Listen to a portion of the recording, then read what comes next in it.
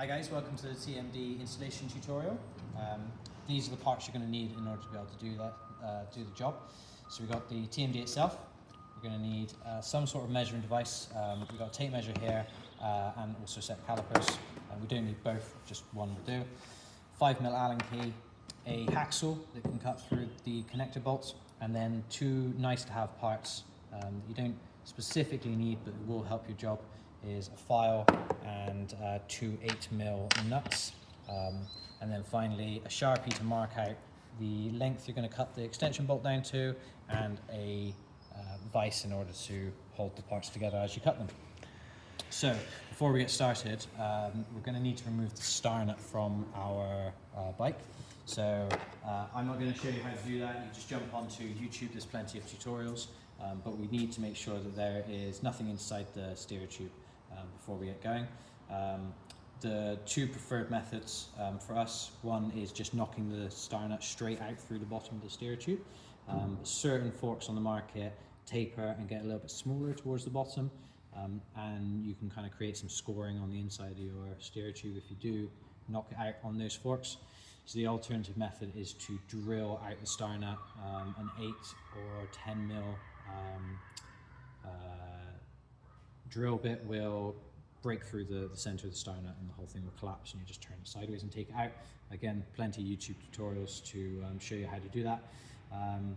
If you already have compression over your headset, leave that in place. So if you've pre-tightened down your stem and you've been riding the bike up until this point, leave your stem bolts tight, and that way the whole system stays together and you can just install the TMD on top of that. If everything's loose, that's not a problem. We can still create the tension, but it helps if everything's still tight.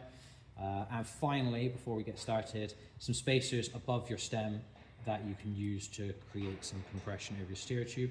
You can see I've not cut down my steer tube, so there's loads of it sticking out. So I got a big old chimney stack of spacers on top to ensure that spacers or a certain surface is higher than the length of the steer tube itself.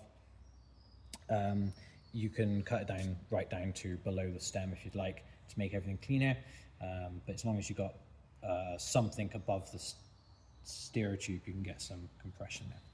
So to start with, we're going to take our bottom cap, and this is the extension bolt that comes with the pack, and screw those together and thread the bottom cap all the way down to the end of the connection bolt.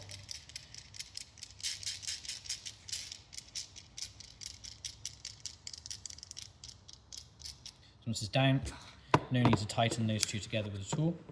Take your TMD and come over to the bike. The TMD, by the way, will ship with these orange springs already installed. These are like the medium springs. It's recommended you start with this and then look to change the parameters by going either stiffer or softer. So when you take this out, the pack is ready to roll, basically.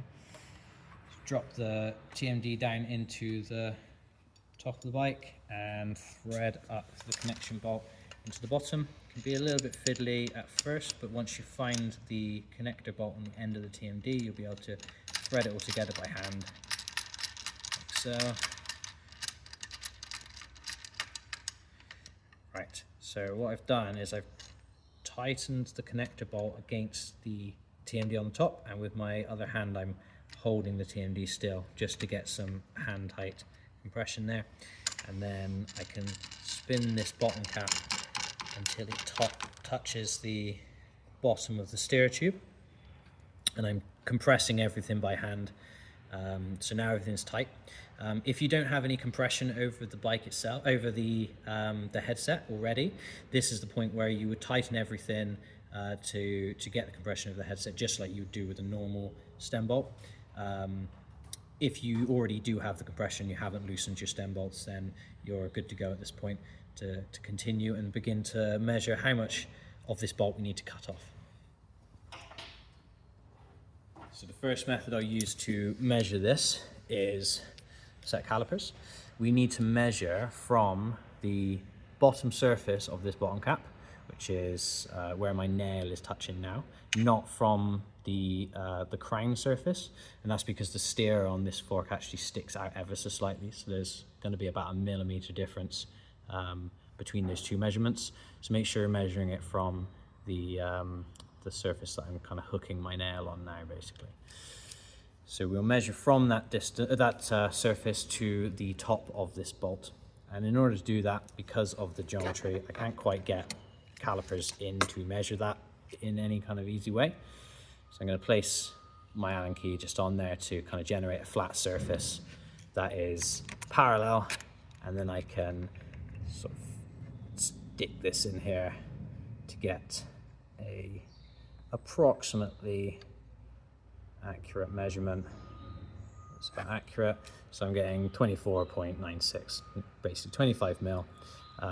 Before I proceed, I'm going to loosen everything off by hand, if I can.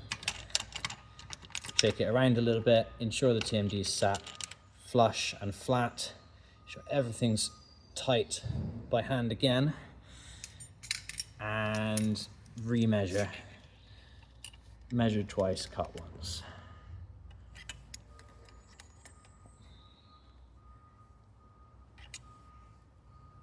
Approximately same measurement, so I'm happy to proceed with 25 mil as my size. The next step is to remove this connector bolt and the bottom cap, and I have to do a little bit of math in order to work out the exact distance I need to remove from the threads.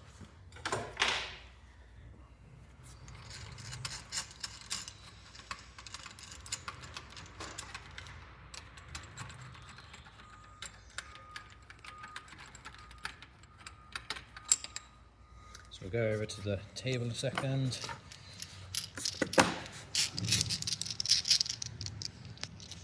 So I'm going to remove this bottom cap so it doesn't get damaged in the cutting process.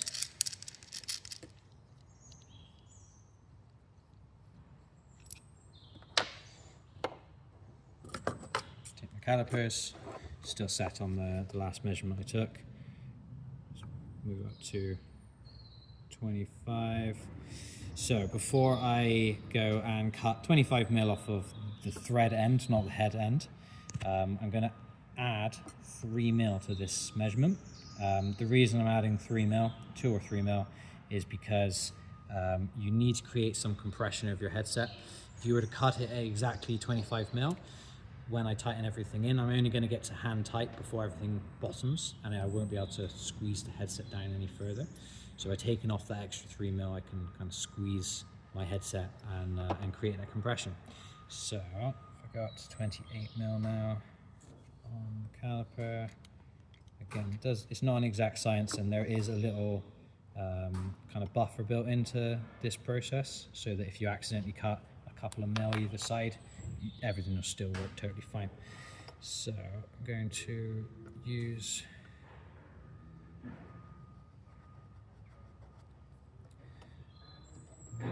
measure again.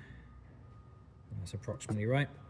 So the next step is to pick up the two 8 mil nuts that I mentioned earlier. Again, this isn't a necessity, but it will help me ensure that when I'm cutting straight and accurately with the hacksaw.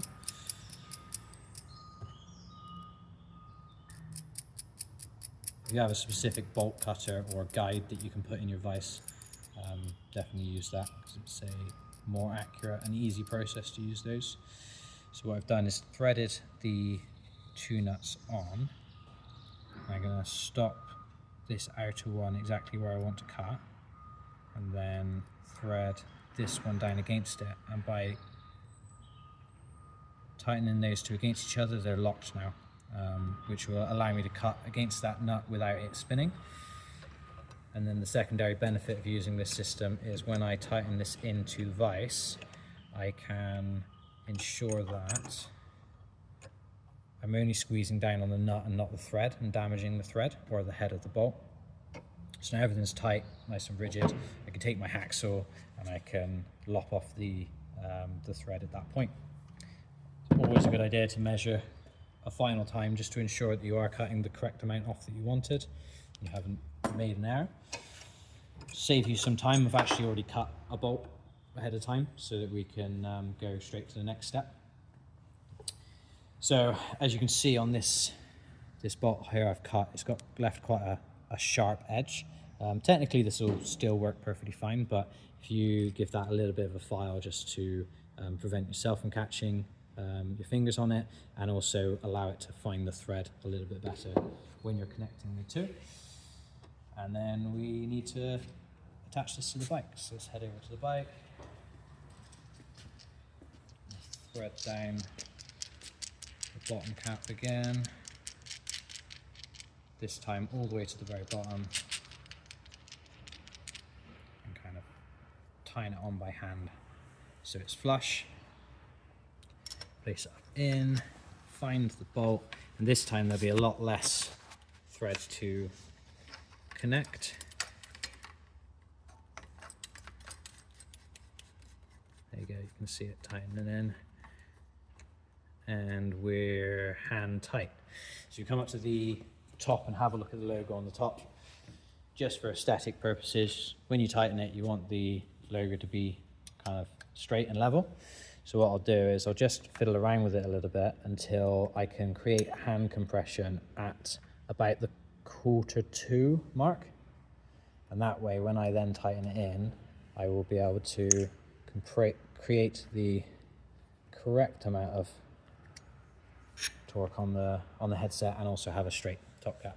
It's recommended you tighten this to 4 to 5 Newton meters, or whatever your headset manufacturer's torque spec is recommended to.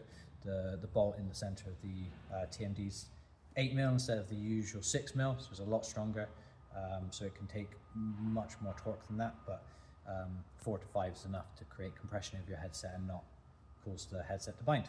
You are now ready to ride your bike. Enjoy!